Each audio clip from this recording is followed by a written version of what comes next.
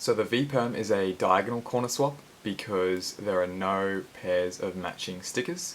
And it's recognizable because you've got a 2x2 block of solved pieces and really just nothing else over on the other side. So it's kind of just a 2x2 block and nothing else really going on. And also with the knowledge that it is a diagonal corner swap. So those two things tell you it's the V-perm. So for the V-perm, you want to hold this 2x2 block in the bottom left, like so, and do this algorithm.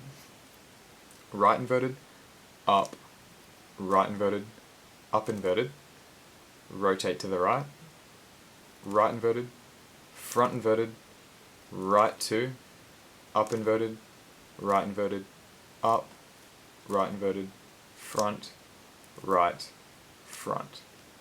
That solves the V-perm.